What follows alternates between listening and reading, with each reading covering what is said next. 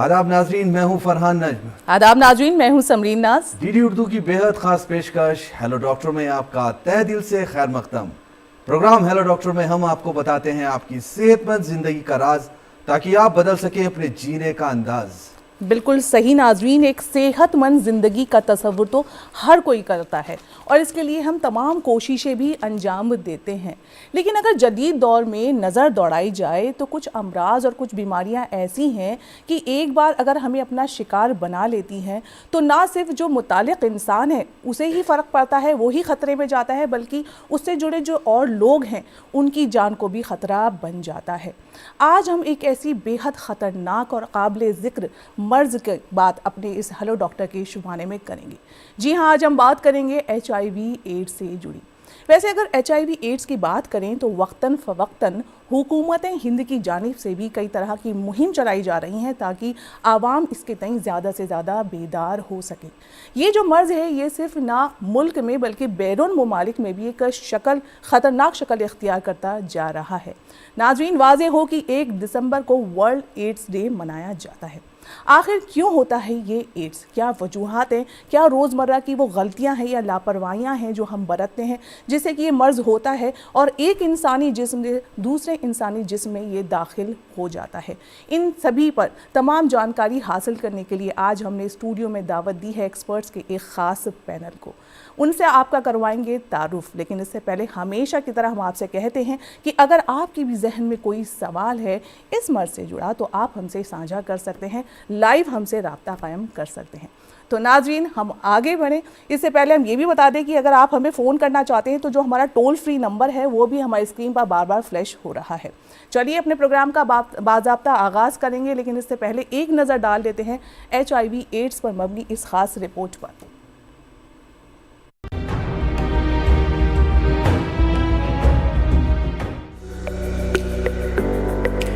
नाज़रीन, कुदरत ने इंसान के जिस्म को मुख्तलिफ बीमारियों से बचाने के लिए निहायत मौसर और मजबूत दिफाई निज़ाम से नवाजा है, जिसे इम्यून सिस्टम या मुदाफ़ती निज़ाम कहा जाता है। इस मुदाफ़ती निज़ाम की खराबी की वजह से कई बीमारियों का खतरा लाहिक हो जाता है।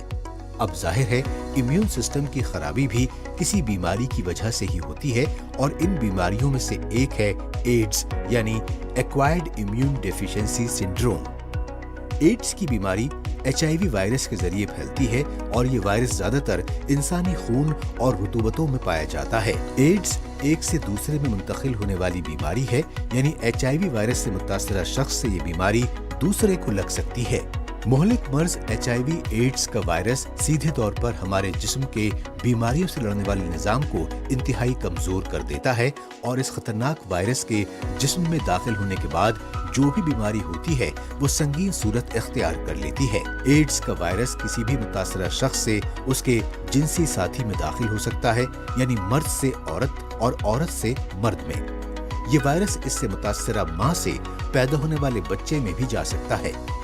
HIV वायरस से मुतासरा खून किसी को चढ़ाए जाने की सूरत में भी एड्स की बीमारी हो सकती है।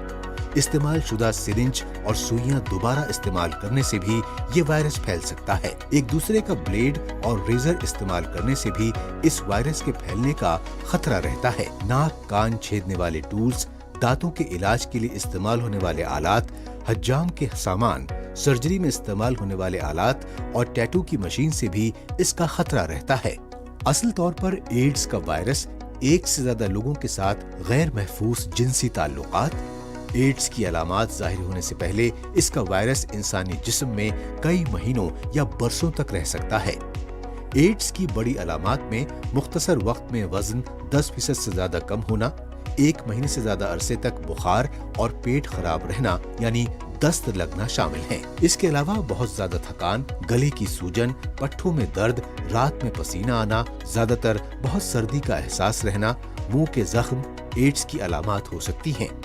लेकिन ये अलामात मर्ज की शिद्दत और मरीज की मजमूई सूरत हाल के लिहाज से जाहिर होती हैं और हर एक में मुख्तलिफ हो सकती हैं। एक बार जब एड्स का वायरस जिस्म में दाखिल हो जाता है तो ये जिंदगी भर रहता है। एड्स का अभी तक मुकम्मल इलाज नहीं है, लेकिन तिब्बी साइंस की तरक्की की बदौलत आज अद्वियात के जरिए इसके वायरस के असर को कम से कम किया जा सकता है और इंसान एक नॉर्मल जिंदगी गुजार सकता है। मगर फिर भी एड्स होने की वजूहात को जहन में रखते हुए उनका ख्याल रखा जाना चाहिए। सबसे पहले सिर्फ एक ही जिनसी साथी तक महदूद रहें और गैर महफूज जिनसी ताल्लुकात हरगिज कायम न करें। इंजेक्शन लगवाते वक्त चेक करें कि सिरिंज और सुई पहले इस्तेमाल न की गई हो। अगर खून चढ़ा न हो तब भी इसका पता करें कि चढ़ाए जाने वाला खून HIV वायरस से पाक हो। अपना ब्लेड या रेजर किसी के साथ शेयर न करें। जरा भी शुबा होने पर फौरन ब्लड टेस्ट करवाएं। इसके अलावा एड्स से मुताल्लिक मुकम्मल मालूमात रखें और इससे बचाव के लिए तमाम एहतियाती तदाबीर पर अमल करें। याद रखें, एड्स जैसी जानलेवा बीमारी से बचने का वाहिद तरीका यही है कि हर मुमकिन एहतियात बरती जाए और जिनसी बेहरा रवी से बचा जाए।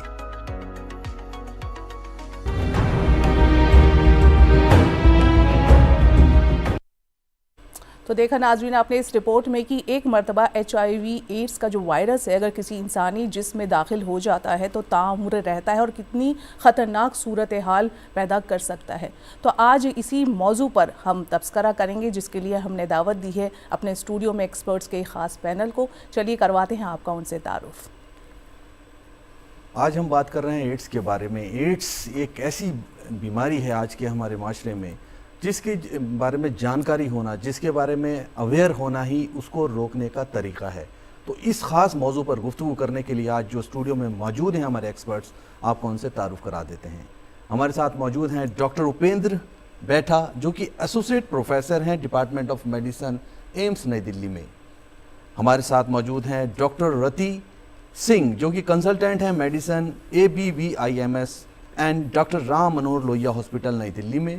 और हमारे साथ हैं डॉक्टर अजय कुमार सिंह, जो कि सीनियर CMO हैं, चीफ मेडिकल ऑफिसर हैं कंटोनमेंट हॉस्पिटल नई दिल्ली में, कैंट में। आप तीनों एक्सपर्ट्स का बेहद शुक्रिया इस प्रोग्राम में आने के लिए। यहाँ पर एड्स की बात हो रही है, बहुत जब इस बारे में बात होती है तो हेजिटेशन भी होता है, लेकिन हेजिटेशन से काम नहीं चलता डॉक्टर उपेंद्र। तो हम समझते हैं कि हमें इस पर बात करने की ज़रूरत है, समझने की ज़रूरत है और उससे बचाव की जानकारी की ज़रूरत है। यहाँ पर मैं आपसे जो बात करूँगा एड्स को लेकर वो ये करूँगा कि मौजूदा एड्स के हालात क्या हैं। डॉक्टर उपेंद्र, अभी अगर बात किया जाए एड्स के बारे में, HIV इन्फेक्शन के बारे में, तो सबसे पहले तो ये क्लियर होना चाहिए लोगों को कि HIV क्या है, एड्स क्या है। जी, HIV बेसिकली एक इन्फेक्शन है जो जस्ट लाइक अदर वायरस, ये भी एक वायरस के थ्रू होता है, जिसको ह्यूमन वायरस, डिफिशिएंसी वायरस बोलते हैं। और उसको अगर हम सोचें कि अगर इन्फेक्शन है तो बीमारी होगा, एड्स बीमारी होगा, ऐसा नहीं है। क्योंकि एड्स ऐसा है कि एड्स एक स्टेज के बाद में हम उसको बोलते हैं कि इसको एड्स हो गया। लाइक अगर स्टेज 3 हो गया या सम मीन CD4 काउंट जिसको बोलते हैं, अगर वो लेस दैन 200 हो गया, उसको सम अपॉर्चुनिस्टिक इन्फेक्शन है, अगर वो हो रहा है तब उसको हम एड्स बोलते हैं। उस कंडीशन में थोड़ा सा क्रिटिकल हम मानते हैं। जहाँ तक बात की जाए अभी की हालात पे, तो अभी नंबर 1 जो है इसमें साउथ अफ्रीका है। ओके। मोजाम्बिक जो है नंबर 2 पे है। इंडिया का जो रैंक है इसके इन्फेक्शन के, तो ये 3rd नंबर पे आती है। ओके। तो काफ़ी हमारी जो है वर्ल्ड लेवल पे देखें तो हम 3रे नंबर पे हैं। जी जी। तो इसको अगर हम देखें कि अगर इंडिया हमारा देश जो है अगर 3रे नंबर पे है तो काफ़ी नाजुक स्थिति है। जी। अब इस पे है कि अगर ये हैं तो इसको कैसे लड़ना है, कैसे अवेयरनेस फैलाना है, कैसे बात करनी है। तो इसके लिए काफ़ी हैं। हमारे पहले अगर 20 साल पहले और आज के डेट में बात करें तो काफ़ी जागरूकता आई है और लोगों का आप लोगों में भी कमी आई है, मैं समझता हूँ। काफ़ी जो हालात थे एड्स को लेकर, जो डर था, जो चीज़ें थी, बहुत बदलाव तो है, ये तो मानना पड़ेगा डॉक्टर साहब। इस पे आप क्या कैसे कहना चाहेंगे? बदलाव इसमें पहले लोग डरते थे, एड्स के नाम सुनकर डरते थे। उनको पता ही नहीं होता था कि HIV इन्फेक्शन है या एड्स है। एड्स हो गया तो मरीज, सोसाइटी जिसको नहीं है वो भी डरते थे, डॉक्टर भी इलाज करने से डरते थे कि उनको नहीं हो जाए, अदर हेल्थ प्रोफेशनल, नर्सेज हैं या सम अदर जो ये हैं स्टाफ्स हैं, वो भी डरते थे कि मैं मरीज को कैसे छूँ। मरीज को भी लगता था कि मैं कैसे बताऊं। दूसरे लोगों को उनको घृणा के दृष्टि से देखते थे कि इनको एड्स हो गया है, बहुत गलत चीज़ है, बहुत गलत आदमी होंगे। ऐसा नहीं है। धीरे धीरे जागरूकता आई, न्यूज मीडिया आप लोगों के थ्रू सारे इन्फॉर्मेशन आई। रिसर्च हुए हैं तो देखा गया कि नहीं, वैसा नहीं है। जी। ये ऐसी बीमारी है जो किसी को भी किसी भी मतलब बहुत सारे माध्यम के थ्रू हो सकता है। जी, एक जी, ऐसा जो है सेक्सुअल रिलेशनशिप उसके थ्रू नहीं हो सकता है। जी जी जी, लोगों में पहले सोच काफी बदल गई कि नहीं, ब्लड ट्रांसफ्यूजन जी। से हो सकता है, नीडल से हो सकता है, बहुत सारे फैक्टर्स हैं जिसके थ्रू हो सकता है। जी। तब लोगों को लगा कि नहीं, ऐसा नहीं है कि जिनको है वो मीन्स कुछ गलत किया है या गलत करने वाले को होता है, ऐसा नहीं, जी। किसी को भी किसी को भी हो सकता है। तो ये बदलाव, ऐसी सोच आने के बाद में लोगों के बीच बदलाव आ गए और सभी एक दूसरे से मतलब घृणा नहीं, एक दूसरे से मतलब ये करने लगे। दूसरी बात आई कि इसका ट्रीटमेंट जो आई वो काफ़ी मीन्स हेल्पफुल हो गए। पहले उतने अच्छे मेडिसिन नहीं थे, आज के डेट में काफ़ी अच्छे मेडिसिन आ गए हैं। पहले की जो मेडिसिन होते थे उसके साइड इफ़ेक्ट अधिक होते थे, आज की जो मेडिसिन है उसके साइड इफ़ेक्ट कम है। ओके। हर जगह उसकी व्यवस्था हो गई कि टेस्ट, पहले टेस्ट हर जगह नहीं होते थे। जी, जी, जी। आज के डेट में अगर बात करें तो हर जगह टेस्ट अवेलेबल हैं। एक सिंपल रैपिड टेस्ट से लेकर बहुत सारे वैरायटी के टेस्ट हैं जो अवेलेबल हर जगह हैं। मेडिसिन पहले अवेलेबल नहीं होती थी, लोगों को खरीद कर खाना होता था। आज के डेट में सरकार के थ्रू हर जगह उसके सेंटर खुले हुए हैं, तो कहीं से भी इलाज लेकर यानी कि कुल मिला के सरकार अपना पूरी तरह से काम कर रही है, जो आवाम है उसकी सुविधा के लिए, उसकी मदद के लिए इलाज को आसान बना रही है, सस्ता बना रही है। और बात यहाँ तक ही नहीं है, बात यह है कि वो फ्री भी बहुत हद तक चीज़ें हो रही हैं। बाकी चीज़ों पर आपसे डॉक्टर उपेंद्र बात जारी रहेगी। अभी ज़रा प्रोग्राम की शुरुआत है, तो आपने बहुत अच्छी तरीके से यहाँ चीज़ों को बताया, हम आपके पास वापस आएंगे। जी, बहुत अच्छी बात आपने डॉक्टर उपेंद्र कही। और जैसे कि आपने कहा कि अगर किसी को एड्स हो गया है तो लोग उससे कतराने लगते हैं, बचने लगते हैं, और ऐसे बहुत सारे मिथ्स HIV एड्स के लिए है। अब हम डॉक्टर रति आपकी तरफ आना चाहेंगे। ये HIV वायरस और एड्स, इसे दोनों को एक ही मानते हैं लोग अक्सर, जबकि इसमें फ़र्क है। अगर कोई HIV इन्फेक्टेड है तो उसे एड्स कब तक होने का ख़तरा है और क्या रोकथाम है इसकी? जी हाँ जी, बिल्कुल। हम यूजुअली ऐसा ही होता है कि हम HIV और एड्स को एक ही मान लेते हैं। तो जैसा डॉक्टर उपेंद्र ने पहले ही डिस्कस किया है कि एड्स जब WHO क्लिनिकल स्टेजिंग के अकॉर्डिंग हम जाते हैं, तो जब पेशेंट बहुत क्रिटिकल स्टेज में होता है, स्टेज 3 या स्टेज 4 में होता है, जिसमें बहुत ज़्यादा अधिक वज़न का गिरावट होना, परसिस्टेंट 1 महीने से ज़्यादा अगर पेशेंट को डायरिया हो रहा है, सारे शरीर में कहीं ना कहीं गांठें पड़ रही हैं, तो कुछ एड्स डिफाइनिंग इलनेस होते हैं, बहुत तरह के इन्फेक्शंस होते हैं, ऑपर्चुनिस्टिक इन्फेक्शन, जिससे कि हम एड्स को डिफ़ाइन करते हैं। ऐसा नहीं है कि आप HIV, और आजकल जो नए हमने गाइडलाइंस बनाए हैं तो उसमें टेस्टिंग को लेकर के भी काफ़ी चेंजेस किए गए हैं और ट्रीटमेंट को लेकर भी काफ़ी चेंजेस किए गए हैं। कई बार ऐसा होता है इंसिडेंटली या तो पेशेंट का HIV पॉजिटिव आ सकता है, वो भी हमारा गलत हो सकता है, गलती से पॉजिटिव आ गया हो। तो टेस्टिंग में लेकर जो चेंज किया गया है वो है, हमारे 3 तरह के टेस्ट होते हैं, वो पहले नहीं थे, जो कि अब पहले गाइडलाइंस कुछ अलग थी, लेकिन अब क्या है, अगर हम पेशेंट किसी का भी इंसिडेंटली HIV पॉजिटिव आ गया तो हम इमीडिएटली उसको हम HIV पॉजिटिव या एड्स हम मान करके उसका ट्रीटमेंट नहीं शुरू कर देंगे। हम उसे पहले दूसरे तरीके से कंफर्म करेंगे। अगर पेशेंट को सिम्टम्स है, या पेशेंट को हम 2 कैटेगरीज में डिवाइड करेंगे। पेशेंट अगर सिम्टम्स के साथ आया, पेशेंट अगर इंसिडेंटली पॉजिटिव आया, मतलब नॉर्मल जांचों के लिए आया था और अचानक से उसका HIV पॉजिटिव आ गया, तो अगर पेशेंट सिम्टम्स के साथ आया तो उसकी रिपीट टेस्टिंग करेंगे डिफरेंट मेथड से, और अगर उसमें भी वो पॉजिटिव आया है तब हम उसको HIV पॉजिटिव मानेंगे।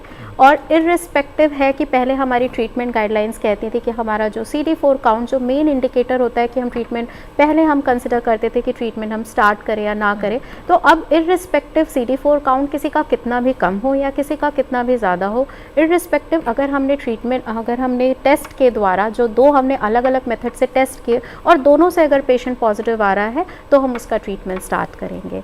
तो कई बार ऐसा भी होता है कि पेशेंट सिम्टम्स के साथ आता है, लेकिन चूँकि वायरस को रेप्लिकेट होने में या वायरस को अपनी संख्या मैक्सिमम पहुंचाने में कुछ समय लगता है, जो 6 से 12 हफ्ते होता है। तो कई बार ऐसा होता है कि अगर पेशेंट का टेस्ट हमने जल्दी कर लिया, यूजुअली अगर हमने 6 हफ्ते से कम में या 6 से 12 हफ्ते के अंदर कर लिया, तो पेशेंट जो भी संक्रमित है वो भी हो सकता है टेस्ट से नेगेटिव आए।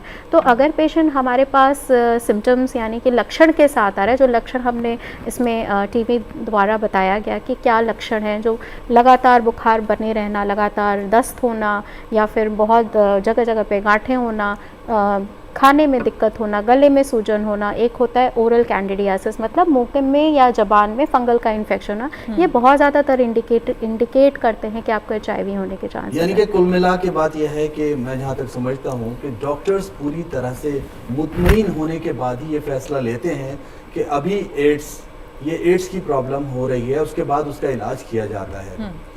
एक कॉल है, हम कॉल ले लेते हैं। हेलो हेलो हेलो हेलो जी बताइए। हेलो मैं भोपाल से डॉक्टर प्रदीप साहब। जी आपका बहुत बहुत खैर मकदम, वेलकम हमारे प्रोग्राम में हेलो डॉक्टर में। फोन करने के लिए शुक्रिया आपका।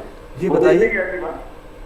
जी डॉक्टर साहब बताएं। आपकी डॉक्टर की टीम से ये पूछना चाहता हूँ जी ये जो एड्स है, एड्स बीमारी जी मेल और फीमेल में इसके इंटेंसिटी में क्या फर्क होता है?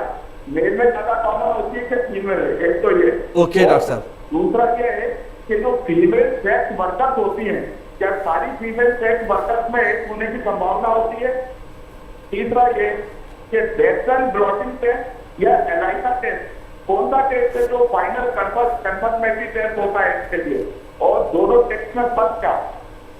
जी मैं डॉक्टर उपेंद्र पहले आपके पास आना चाहूंगा। सवाल बहुत अच्छे हैं इनके, तो आप किस तरह से इनका जवाब देना चाहेंगे? हमारे डॉक्टर साहब भोपाल से फोन कर रहे हैं। पहला नमस्कार सर, पहला क्वेश्चन आपका है कि मेल में अधिक होता है या फीमेल में होता है? फीमेल में होता है। तो ये मेल और फीमेल की पहले हमें अधिक किस में होता है ये हमें सोचने की ज़रूरत है कि होता कैसे है, स्प्रेड कैसे होता है। ओके।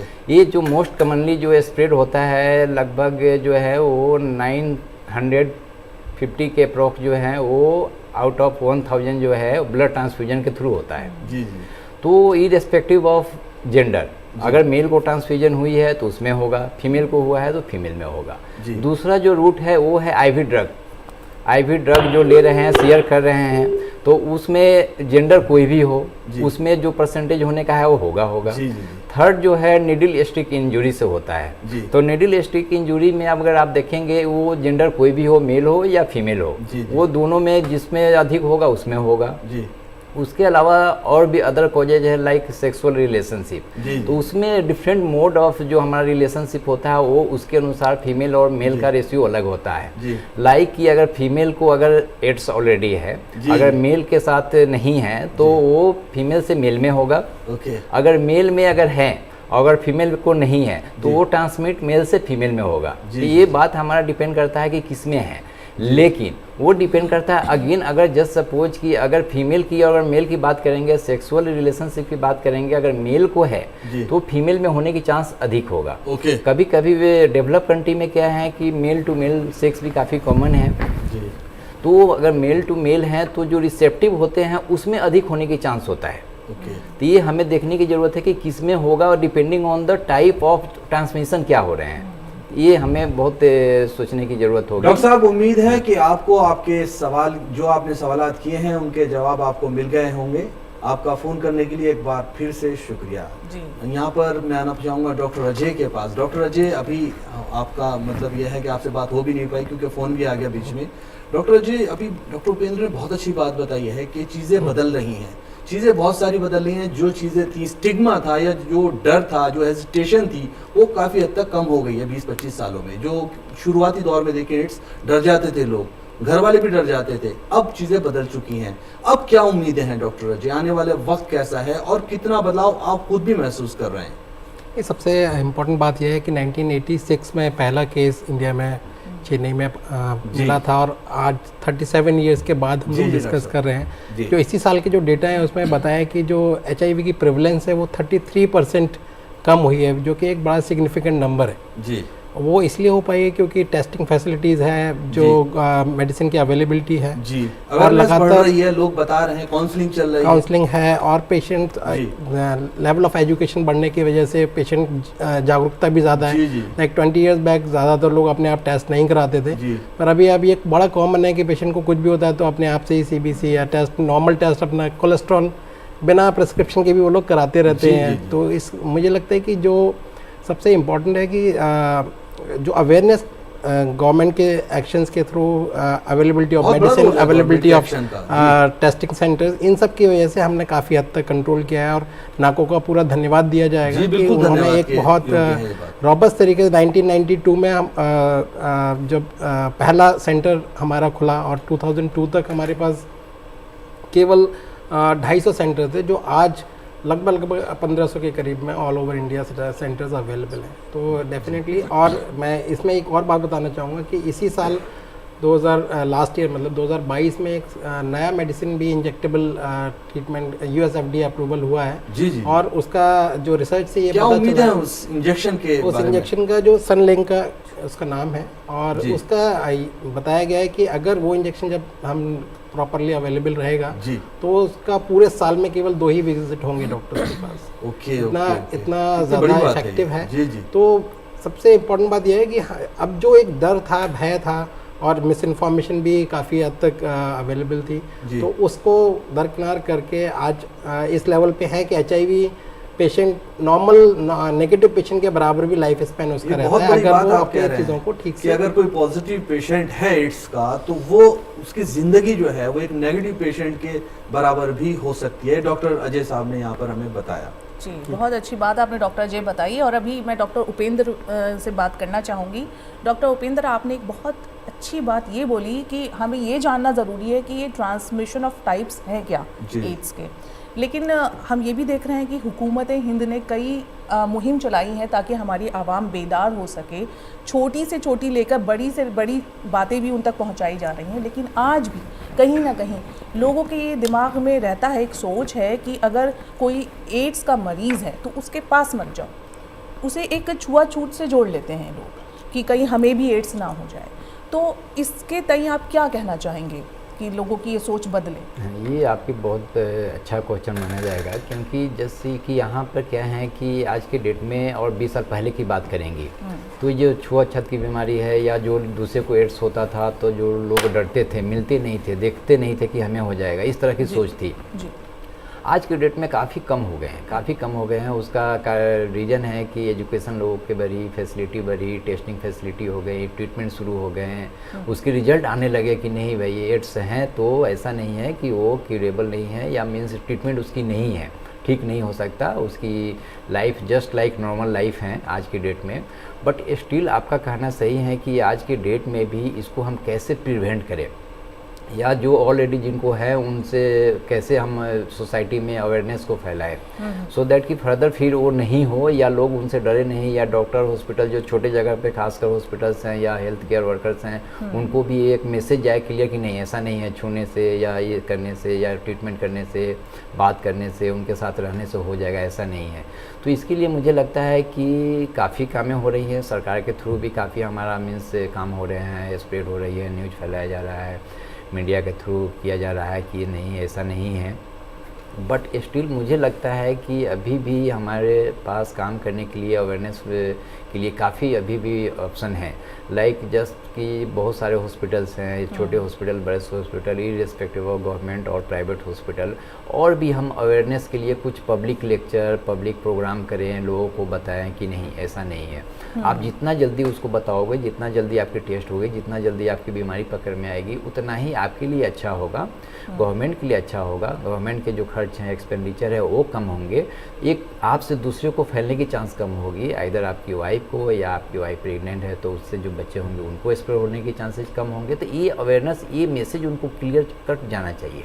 राइट। यहाँ पर बहुत सही चीज़ें आपने बताई, बहुत ज़रूरी चीज़ें भी बताई साथ में कहूँगा। अब बात करेंगे डॉक्टर रति आपसे हम यहाँ पर। एड्स की बात हो गई, एड्स की अवेयरनेस की बात हो गई, एड्स कैसे फैलता है ये भी बहुत हद तक बातें हो चुकी हैं। अब बात करते हैं ट्रीटमेंट की। अगर ये डायग्नोज हो जाता है, पहले तो ये कि ये इसका टेस्ट क्या है जो मेन है, उसका क्या टेस्ट होगा, कौन सा नाम है उस टेस्ट का, कितने उसमें होता है वो, मतलब कितने फेजेस में होता है।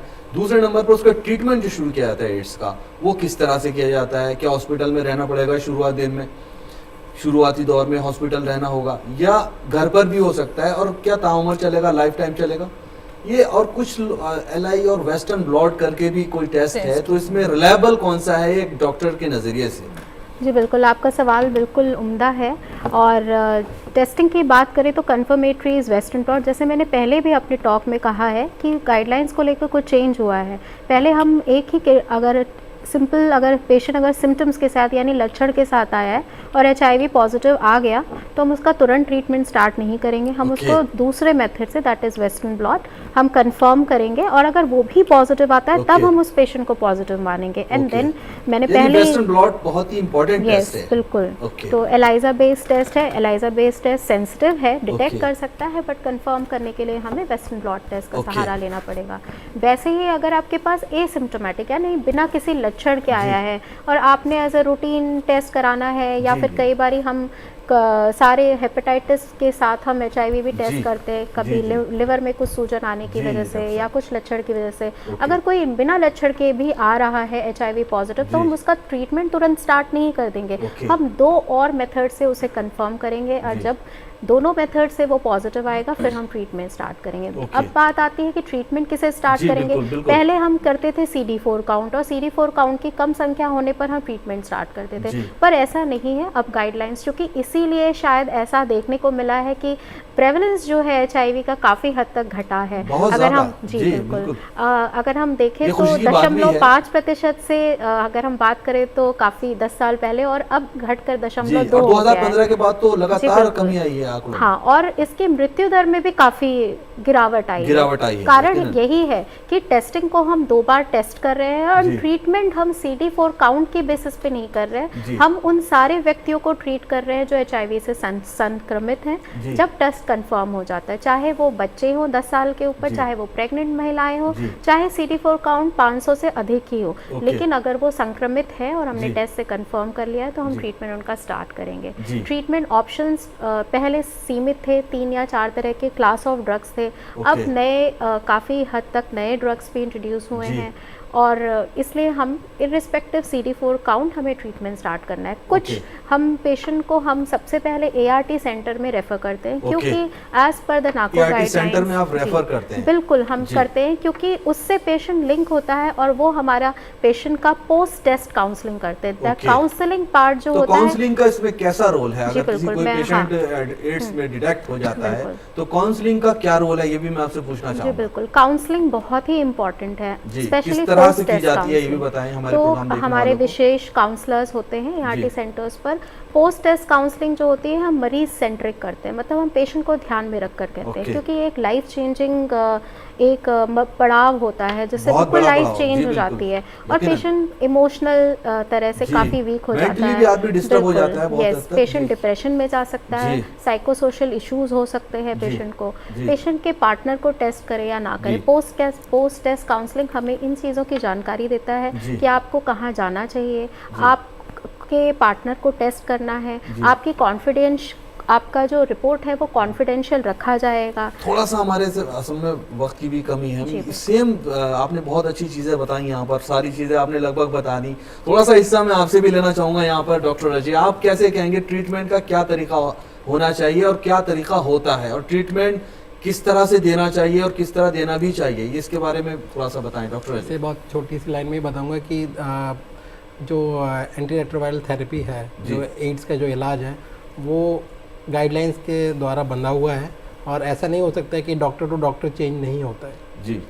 वो कंडीशंस पे चेंज होता है। अगर कोई ज़्यादा सिक है, ज़्यादा बीमार है, तो उसमें हम इंजेक्टेबल शुरू कर सकते हैं। बट कमोबेश जो ART सेंटर्स पे, जैसे ट्यूबरक्लोसिस का, TB का जो ऐसे इलाज है, डॉट सेंटर जाते हैं और वहाँ से हम अपना मरीज़ अपनी दवा लेता है और रेगुलरली कंटिन्यूसली लंबे टाइम तक उसको लेता है। वैसे ही ये HIV का इलाज भी है। तो इसलिए, क्योंकि इसमें कोई मतभेद नहीं है, जो गाइडलाइंस हैं उन्हीं के अनुसार आपको चलना है, इसीलिए हमें आउटकम भी अच्छे मिलते हैं। तो ये चार्जेबल है या फ्री है डॉक्टर? ये फ्री है। अच्छा डॉक्टर अजय, एक सवाल मेरा भी है कि जैसे कि हम ये कह रहे हैं कि इन्होंने भी, डॉक्टर रितिन ने बताया कि इसकी प्रेवलेंस में गिरावट आई है, लेकिन आज भी कहीं ना कहीं लोग झिझकते और शर्माते तो ज़रूर हैं। तो जब आपके पास कोई ऐसा मरीज़ आता है तो बतौर हेल्थ वर्कर आप कैसे उसे गाइड करते हैं और कैसे उसे इजी करते हैं कि तुम अपनी परेशानी हमसे शेयर कर सकते हो? ये सबसे बड़ा HIV को जो रोकथाम करने का जो कारण, मतलब जो नहीं रुक रहा था पहले, वो ये रीज़न था कि अराउंड 30 से 40% लोगों को अपने स्टेटस का पता ही नहीं होता था। जी। सो अगर हम कहें कि गवर्नमेंट की पॉलिसीज़, और अभी आप कहीं पे भी अप्लाई करेंगे तो आपका मेडिकल सर्टिफिकेट होगा, मेडिकल टेस्ट में बेसिकली हमें उन लोगों तक पहुंचना था जिनको अपना स्टेटस खुद नहीं पता है।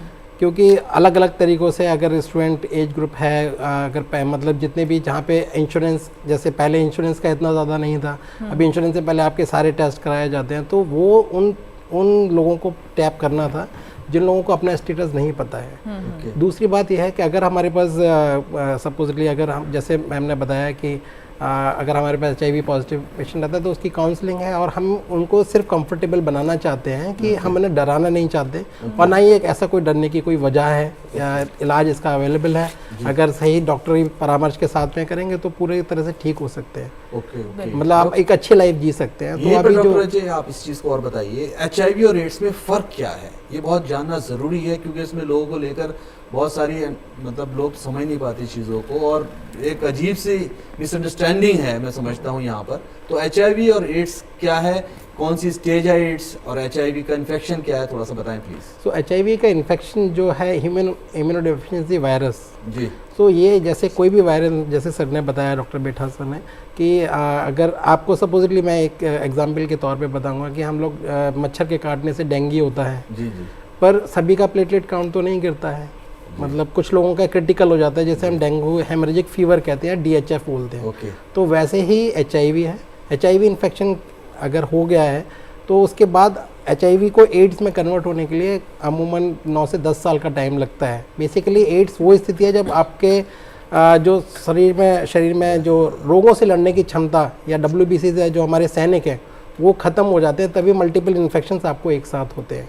तो जो एड्स है वो एक क्रिटिकल स्टेज है, मतलब स्टेज 4, स्टेज 3, स्टेज 4 में हम कहते हैं, जब आपके ऊपर वो इन्फेक्शन भी हो जाते हैं, लास्ट ही है लगभग, क्योंकि उसमें इतने ज़्यादा इन्फेक्शन हो जाते हैं, आपके पास प्रतिरोधक क्षमता आपकी 0 है, तो उसकी मॉर्टेलिटी रेट भी हाई होता है, तो उसी को एड्स कहा जाता है। पर वो एक ऐसी स्थिति है जो बहुत समय के बाद आती है। और अगर आप एक बहुत ही इंपॉर्टेंट बात मैं बताना चाहूँगा कि जैसे मैम ने बताया कि अभी जिसका भी डायग्नोज हुआ उसको ट्रीटमेंट शुरू करना है, क्योंकि ये देखा गया है कि जितनी जल्दी आप ट्रीटमेंट शुरू करते हैं 97% तक वो पेशेंट से ट्रांसफ़र को भी रोक देता है। बिल्कुल। ओके। सो जिसकी वजह से भी ये जो हमारे केसेस में मतलब प्रेवलेंस में जो कमी आई है, और जो हमारे इतने अच्छे आंकड़े आए हैं, वो उसका एक रीज़न ये भी है कि जल्दी आप ट्रीटमेंट शुरू करेंगे, आपका जो उस संक्रमित व्यक्ति से दूसरे को होने की संभावना बहुत कम हो जाती है। वैसे आंकड़े तो हमारे अच्छे हैं, लेकिन आज भी अगर देखें तो हमारा मुल्क तीसरे नंबर पर बना हुआ है, और हम यही उम्मीद करते हैं कि एड्स का जड़ से खात्मा हो।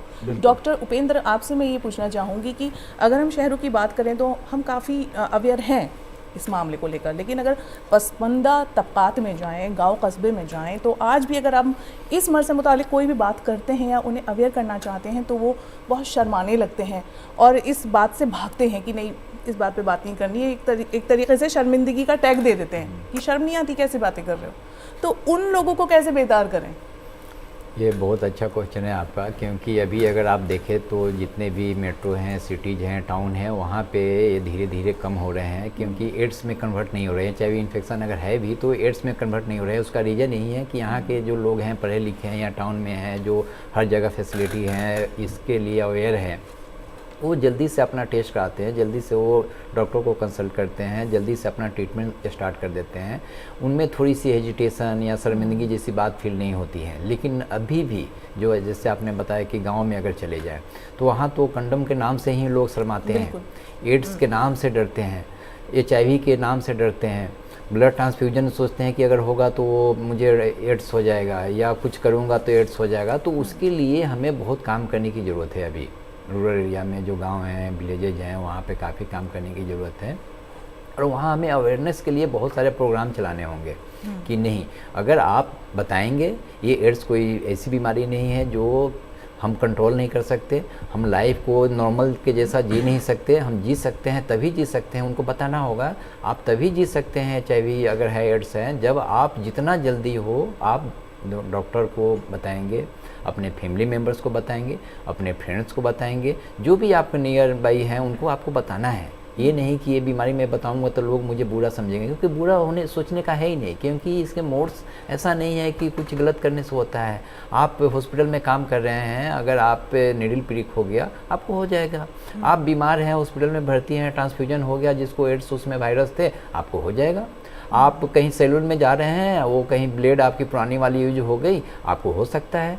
तो पहले लोगों के पास इस तरह की सोच नहीं थी, लोग एक ही सोचते थे कि ये सेक्सुअल रिलेशनशिप से होता है। अभी भी गांव में ये चीज़ अभी भी मेंटेन है कि मैक्सिमम जो है वो उसी से होता है, लेकिन ये चीज़ उनको बताना है कि नहीं, ऐसा नहीं है कि आप सिर्फ एक भी चीज़ से हो रही है ना, ये बहुत सारे रीजन हो सकता है। तो इससे उनको थोड़ा सा होगा। और दूसरी बात और है कि इसको प्रिवेंट कैसे किया जाए। प्रिवेंशन पे भी उनको, जैसे मैंने बताया कि वो दुकान में जाते हैं, अगर एक आदमी को हो गया, अगर उनको कॉन्डम खरीदना है तो शर्माते हैं। ऐसा शर्माने की ज़रूरत ही नहीं है, क्योंकि ये आप शर्मा रहे हैं उस चीज़ के लिए जो आपको लाइफ बचा सकता है। आपकी उम्र को पता है, एजुकेशन की ज़रूरत है यहाँ पर। डॉक्टर रति, आपके पास आना चाहेंगे हम। अब यहाँ पर पूरी चीज़ें बात हो चुकी है, बहुत सारी चीज़ें हमने यहाँ पर डिस्कस कर ली है, लेकिन जो मेन चीज़ है हमारी न्यू जनरेशन, हमारे बच्चे, वो हमारे लिए बहुत इंपॉर्टेंट है, उनकी फ्यूचर हमारे लिए बहुत इंपॉर्टेंट है। और एड्स कितना ख़तरनाक है आप भी जानती हैं, मैं भी जानता हूँ, और हम लोग जानते हैं। तो बच्चों को इस बारे में एजुकेट करने की, उन्हें बताने की, उनको वो नज़रअंदाज ना करें उन चीज़ों को जिनको वो नज़रअंदाज कर देते हैं, कितने हद तक ज़रूरत है हमारे माशरे में? जी बिल्कुल। इसमें माँ बाप की कितनी जिम्मेदारी है और इसमें स्कूल्स की कितनी जिम्मेदारी है? जी बिल्कुल। जैसा देखा गया है कि यंग जनरेशन, जैसा आपने बताया कि उनको जागरूक करने, क्योंकि कहीं ना कहीं एक माध्यम तो अनप्रोटेक्टेड सेक्सुअल रिलेशंस भी है, और चूंकि हमारे जो टीनेजर बच्चे हैं उनमें हार्मोनल चेंजेस एंड एक अट्रैक्शन टुवर्ड्स अपोजिट सेक्स जरूर रहता है। एंड बहुत हद तक मेट्रो सिटीज़ में देखा जाए तो हर काफ़ी चीज़ें जागरूकता बहुत है, और हम स्कूल्स के माध्यम से हमारे टीनेजर जो बच्चों को सेफ सेक्सुअल रिलेशनशिप के बारे में ज़रूर एजुकेट करें। हम माता पिता पहले, जैसे हम अगर 10 जनरेशन पहले की जाएं तो माँ बाप से ये चीज़ें हम कहने में भी बड़ा अटपटा लगता था और डरते थे, सहम जाते थे। पर आज इतनी ज़्यादा जागरूकता है, हमें, मुझे एज अ पेरेंट और हर एक पेरेंट को अपने बच्चों को सेक्सुअल रिलेशनशिप एट एक टीनेजर अवस्था के आफ्टर ज़रूर हमें उनको जागरूक करना चाहिए कि भाई सेफ सेक्सुअल रिलेशनशिप क्या होता है, इससे क्या क्या अनसेफ अनप्रोटेक्टेड सेक्सुअल इंटरकोर्स के क्या नुकसान होते हैं, क्या इन्फेक्शंस हो सकते हैं, जिसमें एक ज़रूर HIV भी है। तो हम स्कूल के माध्यम से, सरकार इतने सारे प्रोग्राम्स चला रही है, मीडिया के माध्यम से थोड़े जागरूकता बढ़ा सकते हैं, स्पेशली हमारे मेट्रो सिटीज़ में। बहुत अच्छा बता रही हैं चीज़ें और मन कर रहा है कि आपकी बातें सुनता रहूं, क्योंकि आप बहुत ही अच्छे से चीज़ों को एक्सप्लेन कर रही हैं। लेकिन यहाँ पर प्रोग्राम इतना इंटरेस्टिंग हो गया है कि लोग फोन्स कर रहे हैं। एक कॉल आ गई है, कॉल ले लेते हैं यहाँ पर। हेलो हेलो हेलो जी, बताइए, आपकी आवाज़ अच्छी से मिल रही है, बताएं अपना सवाल बताएं। बहुत बहुत शुक्रिया आपका फोन करने के लिए। जी, मैं बिहार से राजेश बोल रहा हूँ। जी राजेश जी, बहुत आपका शुक्रिया फोन करने के लिए। आपका यहाँ पर खैर मकदम है प्रोग्राम में। मुझे ये पूछना था कि मेरे चाचा को एड्स हो गया है जी, तो उनका जो है मतलब लास्ट स्टेज में है, तो उनका कैसे हिफाजत करना चाहिए और क्या उसके लिए किया जा सकता है? ओके ओके, ताकि वो जिंदा रहे। Okay okay okay. Doctor Upendra, मैं यहाँ पर पहले आपसे ही पूछना चाहूँगा, पॉलिटिव केयर की बात कर रहे हैं वो, एड्स में उनका लास्ट स्टेज है, एज कितनी है उनकी, इधर आप बताएं, उम्र कितनी है? 48 साल उम्र है उनकी। देखिए, आपके जो भी हैं चाचा जी हैं, जो भी है, अगर एड्स हैं आपके अनुसार वो लास्ट स्टेज में है, लेकिन एड्स ऐसी की भी नहीं है कि वो लास्ट स्टेज में आप ऐसे कह दे जी। उसके लिए क्या है कि सबसे पहले हमें देखना होता है कि उसकी ट्रीटमेंट वो ले रहे हैं या नहीं ले रहे हैं। जी। सबसे इम्पोर्टेंट ये चीज़ है कि अगर ट्रीटमेंट ले रहे हैं तभी भी उसमें देखा जाता है कि अगर इम्प्रूवमेंट नहीं हो रही है तो हो सकता है कोई अदर भी इन्फेक्शन हो, अदर HIV के कारण से, एड्स की वजह से दूसरी बीमारी उनकी हो गई हो। लाइक बहुत सारे कॉम्प्लिकेशंस होते हैं एड्स में, अगर हम मैनेज कर लेते हैं तो फिर लाइफ में कमी आने की कोई कारण नहीं हो सकता है। इसीलिए आपको जहाँ भी हैं वहाँ पर लोकल डॉक्टर से आप मिलें और उनको बोले कि दवा ले रहे हैं, नहीं ले रहे हैं। नहीं ले रहे हैं तो दवा वो शुरू करनी है, जितना जल्दी हो शुरू करना है। अगर ले रहे हैं फिर भी तकलीफ़ हो रही है तो इसका मतलब है कि कोई ना कोई दूसरी बीमारी उनको है। वो बीमारी इधर टेस्ट नहीं हुए हैं, पकड़ में नहीं आए हैं। अगर आपने फिर भी वहाँ सारा टेस्ट करा लिया है, अगर नहीं पकड़ में आई है, तो फिर भी आपको मैं बताऊंगा कि आप कहीं हायर सेंटर पे लेकर जाएंगे जहाँ पे और भी अधिक टेस्ट होने की व्यवस्था है, तो ज़रूर वो बीमारी पकड़ में आएगी और उसका इलाज होगा, वो नॉर्मल लाइफ जिएंगे। ऐसा नहीं है कि वो लास्ट स्टेज में है और वो उनका कोई अब ऑप्शन नहीं है, कोई ट्रीटमेंट नहीं है, ऐसा आपको नहीं सोचना है। जी जी, तो हमें उम्मीद है कि आपको आपके सवाल का सही जवाब दे दिया होगा डॉक्टर उपेंद्र ने, और इसके साथ हमसे जुड़ने के लिए बहुत बहुत आपका शुक्रिया। डॉक्टर उपेंद्र, जैसे कि हमारा ये प्रोग्राम आखिरी मरहले पर पहुंच चुका है, तो हम आपसे एक मैसेज लेना चाहेंगे कि इस मर्ज से मुतालिक आप हमारे जो ये व्यूवर्स हैं, नाज़रीन हैं, उन्हें क्या मैसेज देना चाहेंगे? मैसेज आज की डेट में अगर मैं कहूँ तो एक तो है कि सबसे पहले इसको अवेयरनेस को, जागरूकता को हमें बढ़ाना है, लोगों तक पहुँचाना है कि HIV इन्फेक्शन और एड्स हैं, ये कंट्रोल में आ सकता है। लाइफ में अगर आपने ट्रीटमेंट स्टार्ट कर दिया तो लाइफ में आपकी कोई नॉर्मल आदमी से आपकी लाइफ में कोई मेजर डिफरेंसेज नहीं होगा। ये बहुत इंपॉर्टेंट है आदमी को सोचना, नहीं तो लोग ऐसे हार मान लेते हैं कि मुझे एड्स हो गया, HIV इन्फेक्शन हो गया तो मैं तो गया। ऐसा नहीं है, ये आप अपने दिल से, दिमाग से निकाल देना है सभी को, क्योंकि इसकी ट्रीटमेंट काफ़ी अच्छे आ गए हैं। पहले होता था कि साइड इफ़ेक्ट होता था, बट आज की डेट में इतने अच्छे अच्छे मेडिसिन आ गए हैं कि उसकी साइड इफ़ेक्ट नहीं के बराबर है, अगर है तो वो उसके लिए भी मेडिसिन है। जी, बहुत अच्छी बात आपने कही कि काफ़ी मेडिसिन आ गई हैं और जिनके कोई साइड इफ़ेक्ट्स नहीं हैं और आप एक नॉर्मल लाइफ जी सकते हैं। डॉक्टर रति, आप क्या कहना चाहेंगे? हाँ जी, सबसे पहले तो मैं DD उर्दू को धन्यवाद देना चाहूँगी कि अपने इस कार्यक्रम के माध्यम से ही इतनी जागरूकता दी है हमारे व्यूवर्स को। और मैं यंग जनरेशन को, जैसे एक माध्यम होता है टैटूइंग भी हमने डिस्कस किया हुआ है, तो हमारे जो टीनेजर गर्ल्स एंड बॉयज़ होते हैं बहुत फ्रीक्वेंटली हमने देखा है कि वो टैटूइंग कराते हैं कहीं ना कहीं। तो ये ज़रूर ध्यान रखें कि जहाँ पर भी आप करा रहे हैं वो एक स्टेराइल नीडल यूज़ हो रही हो, स्टेराइल टेक्निक यूज़ हो रही हो, आप अपने सामने नीडल चेक कर सकते हो वो एक स्टेराइल पैक से निकाल रहे हो। तो एक ये ज़रूर है कि मैं ज़रूर एक इसको मेंशन करना चाहूँगी। वैसे तो हमने सब कुछ ही इस प्रोग्राम के माध्यम से डिस्कस किया है, कितने अच्छे प्रोग्राम चलाए गए। बस अगर आपको ज़रा सा भी अपने सिम्टम्स लग रहे हैं, चूँकि हमें सिम्टम्स के बारे में काफ़ी जानकारी रहती है खुद से प्रोग्राम्स के द्वारा एंड सरकार के माध्यम से, तो अगर आपको लग रहा है तो आप इससे घबराएं नहीं और हिचके नहीं, आप अपने चिकित्सक से परामर्श लें, क्योंकि इसका उपचार है और बिल्कुल आप एक नॉर्मल लाइफ जी सकते हैं। बस आपको टाइमली अपने चिकित्सक से परामर्श लेने की ज़रूरत है। बहुत खूब, अपने जो डॉक्टर्स हैं उनसे परामर्श लेने की ज़रूरत है, घबराना और शर्माना बिल्कुल नहीं है अगर आपको अपनी ज़िंदगी प्यारी है। डॉक्टर अजय, आप क्या कहना चाहेंगे? सबसे पहले मैं भी DD उर्दू को धन्यवाद देना चाहता हूँ कि हम लोगों को इस इम्पोर्टेंट टॉक में शामिल किया, और सभी दर्शकों को मैं यही कहना चाहूँगा कि हम जीवन हमारा है और उसकी पूरी जिम्मेदारी हमारी है। अगर हम स्वस्थ रहेंगे तो हम अपने सारे दायित्वों का निर्वहन कर सकते हैं। तो इम्पॉर्टेंट यही है कि आप अपने जो आपका कोई भी इशू हेल्थ से रिलेटेड है वो एक सही कंसल्टेशन लें। ये गूगल करके या अपने आप को कंफ्यूज ना करें, क्योंकि आप गूगल, या ये भी एक टेंडेंसी देखी है कि हम लोग हर चीज़ के लिए गूगल या मतलब गैर चिकित्सीय परामर्श पे ज़्यादा भरोसा करते हैं। उसके ट्रीटमेंट पे भी कई ऑल्टरनेटिव मेडिसिन के थ्रू हम चाहते हैं कि इसको ठीक करें। पर सबसे इम्पॉर्टेंट आज वर्ल्ड से डे पे मैं यही कहना चाहूँगा कि इसका इलाज और उपचार पूरी तरह से अवेलेबल है, इसके सेंटर्स अवेलेबल हैं, मेडिसिन अवेलेबल हैं। तो आप बिल्कुल हिचकिचाए नहीं, और अगर किसी को है तो उसको पूरी संवेदना के साथ में, कोई उनको सिंपैथी की ज़रूरत है, कोई उपेक्षा की कोई ज़रूरत नहीं है। उस तरह का माहौल बनाएं कि लोग आगे आएँ और अपने इसको एक जैसे एक नॉर्मल कोई भी बीमारी रहती है उसकी तरह से इसको लें, इससे घबराने की कोई भी ज़रूरत नहीं है। Thank you. यकीनन नाजरीन, उससे घबराने की ज़रूरत नहीं है, क्योंकि अब हालात वो नहीं रहे हैं जो पहले थे। एड्स आज से 20 साल पहले, 25 साल पहले सुनने के बाद बहुत ज़्यादा घबराहट हो जाती थी, बहुत फिक्रमंद हो जाते थे आसपास के लोग। वो खुद पेशेंट जो उसकी जद में आता था बहुत ज़्यादा परेशान हो जाता था।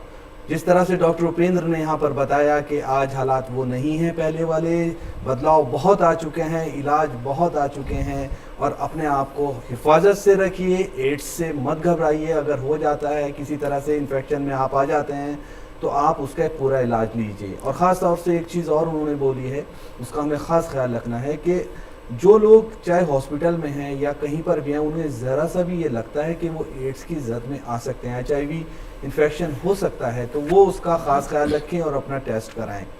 यहाँ पर डॉक्टर रति ने बहुत अच्छी बात बोली और बहुत इम्पोर्टेंट है वो, ये जो आज टैटूज बना लेते हैं, नई जनरेशन के लोगों को बहुत शौक है इनका बनवाने का, तो उसमें भी एड्स होने का खतरा रहता है, क्योंकि जो निडल्स होती हैं वो एक निडल से बहुत सारे टैटूज बना देते हैं, जिससे अगर किसी भी एक जो बनवा रहा है उसको वो उसकी जद में आ चुका है आप, तो आप भी उसकी जद में आ सकते हैं। अगर आपको इनका शौक है टैटू बनवाने का, तो इस बात का खास ख्याल रखें कि वो टैटूज जो जिस निडल से बन रही है वो बिल्कुल नहीं होनी चाहिए और वो पहले से किसी से के लिए इस्तेमाल नहीं होनी चाहिए। डॉक्टर अजय ने बहुत सारी बातें यहाँ पर बताई, लेकिन बात का जो निचोड़ है वो ये बताया कि घबराने की ज़रूरत नहीं है। आज हम बहुत बदलाव की तरफ आ चुके हैं।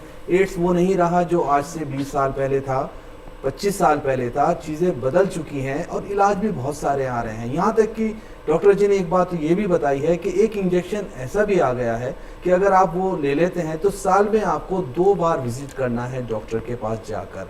नाजरीन, एड्स से जो है घबराना नहीं है, उसके बारे में अवेयर रहना है और उम्मीद है कि ये पेशकश जो आज एड्स के ऊपर थी आपको बेहद पसंद आई होगी। अपनी सेहत का रखिए ख़ास ख्याल। और तीनों प्रोग्राम में जो लोग एक्सपर्ट्स हमारे आए, जिन्होंने हमारा शुक्रिया भी अदा किया, हम फिर से उनका शुक्रिया अदा करते हैं कि उन्होंने भी बहुत ही शानदार तरीके से हमारे जो प्रोग्राम देखने वाले हैं उनको आज प्रोग्राम के बारे में बताया, एड्स की जानकारी दी। इसके लिए आपका बेहद शुक्रिया। जी नाज़रीन, और हमेशा की तरह हम आपको बताना चाहेंगे कि अगर आपके भी जहन में कोई भी खदशात हैं या सवाल हैं तो आप हमें ईमेल कर सकते हैं। हमारा ईमेल आईडी है hello.ddurdu@gmail.com। इसके साथ ही आप DD उर्दू के यूट्यूब चैनल से भी हमसे रब्ता कायम कर सकते हैं। और इसी के साथ टिप्स ऑफ द वीक के लिए साथ ही आपको छोड़े जा रहे हैं। दीजिए इजाज़त। अपनी सेहत का खास ख्याल रखिए और एड्स से अवेयर रहिए, डरिए नहीं। आप खुश रहेंगे, सेहतमंद रहेंगे, ऐसी नेक ख्वाहिशात हमारी आपके लिए है। आदाब। आदाब।